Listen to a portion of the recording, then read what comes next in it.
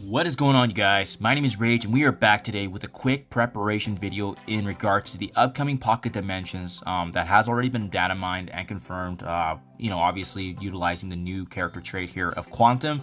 The only thing we're really waiting on from Scopely and Boundless now is just a confirmation of when this event is going to start and whether or not any of the Quantum traded characters will change. But from what we've seen historically in the past, guys, generally what has been confirmed in the data mines is usually pretty accurate. So there are a couple key locks of characters that we can go through, but again, if you go through the roster and you sort by the Quantum roster, you're going to get a total of 11 characters here. The really big notable one here obviously is the one that hasn't been joining the game just yet, but with his rework announced as of Friday this week, it's really promising in the sense that now Kang is going to be relevant, and we know Kang is coming in the way of a Blitz event. He's also going to have a specific event with him respectfully, as well as the rest of some of the key characters for the Pym Tech, in addition to Absorbing Man and Titania as well. So definitely something we got to be mindful of, because building him up really does make the most sense. But knowing the historical track record, what we've seen typically, I would be surprised if we have Kang ready to go before the Pocket Dimensions I would be surprised if we have his Blitz event unlocking him before Pocket Dimensions, just because of the timing. Generally, they like to throw everything together at us. So that said, we're going to rule out Kang in this analysis to kind of single out some of the better characters and synergies that we can utilize here. But the most obvious one is the fact that the entire Pym Tech is here. Unfortunately, with Pym Tech, they're not that great in the game right now. They just don't really have a place, and that's why I think a lot of players are going to have some hesitance bringing them up. But that said, guys, there are definitely some standout characters that we should focus on, especially with the ideal focus of value that we can get in the end game. So let's break that down furthermore and see which synergies those are. So first and foremost, I think out of this mixture, I think we can all agree that Agatha Harkness is probably the most likely candidate for the top out of all the Quantum characters. In addition to that, I mean, her subset of abilities is just going to benefit every single team member, regardless of the synergy that you have. First and foremost, her ultimate ability, RuneScape, applying heal block, offense down. We have this done for specifically the Eternals, Mystic Blaster heroes. In addition to actually being able to heal herself and allies for max HP. If there are any Darkhold allies, she typically does barrier, but we won't have access to that. And again, she's going to be gaining energy up to a maximum of 6 as well. So, I mean, she just gets a lot of value, regardless of which team you're going to put her on. An absolute lock. Batting Enchantment is also very strong because it's a slow and a stun. And again, just that supportive value she's going to get. So, if you have her, guys, bring her up as high as you can. With her being in the Darkhold meta and being in the forefront of Arena, or it just being involved in one of the top 5 teams in the game, it just really makes sense to bring her up. I think out of this mixture afterwards, it's really a toss-up between 3 characters in my honest opinion. So it's going to be Black Panther 1MM, it's going to be Dark Beast, and as well as a Spider-Man Noir. And for respective reasons for each and every one of them, they all do damage in their own respective way.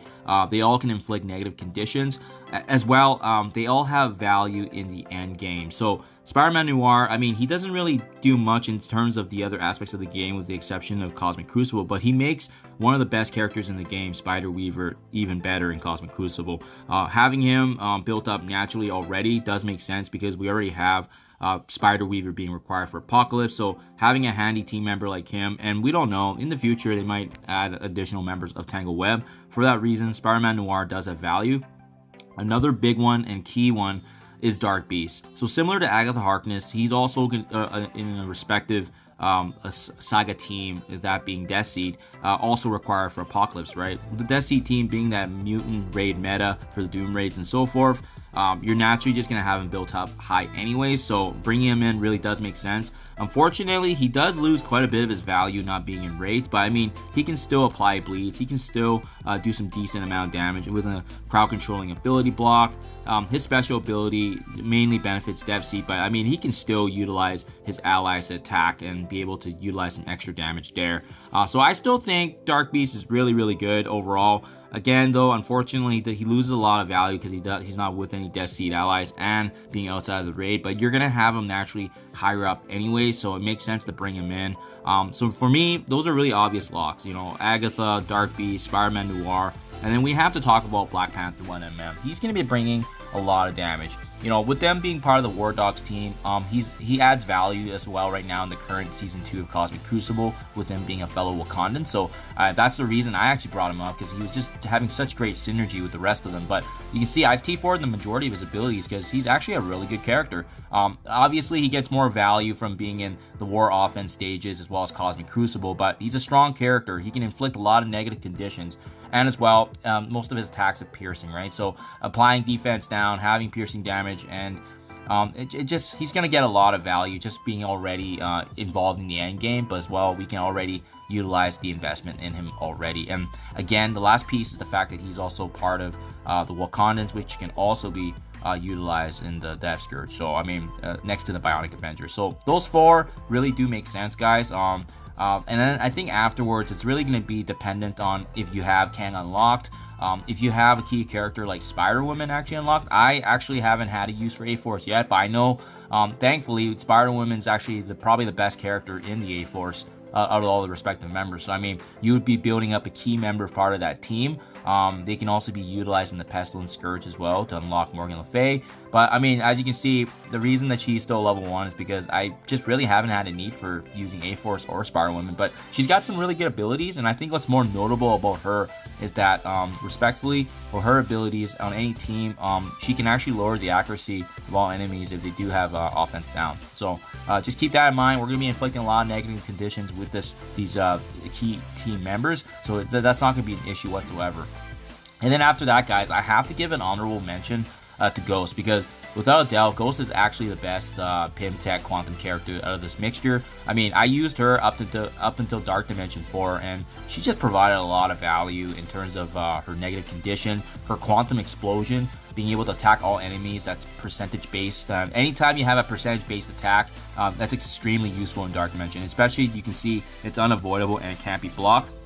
And then icing on the cake as well, being able to prolong negative conditions by 1 on each target. So you can see here, it doesn't exclude stuns, it doesn't exclude ability block. So having that kind of value is really huge. So that's the reason she's already built up. I had her previously invested in, so I'm kind of lucky in the sense that I do already have 5 characters that are pretty much ready to go. Spider-Man Noir looks worse than he actually is because of the lower red stars. But that said, guys, I think this is going to be the team that I'm going with.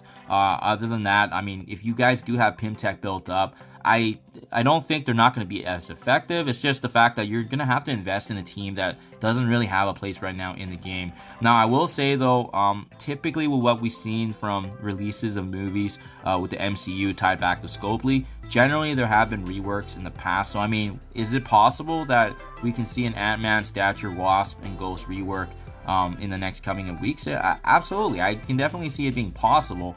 It's just nothing has been announced yet, so I'm not sure if you want to invest in them just yet, but I would wait for that confirmation. In the meantime, at least I know Agatha Harkness, Black Panther 1mm, Dark Beast, and then Spider-Man Noir, all of them do have value right now, and those are the 4 that I do highly recommend. But yeah, let me know what you think in the comments below, guys. I'm curious what you think, what teams you're building. Unfortunately, there isn't really too much room for theory crafting just because of the fact that we are only working with 10, 11 characters here in the meantime. So thank you as always. Do appreciate checking my videos, and I'll catch you guys in the next one.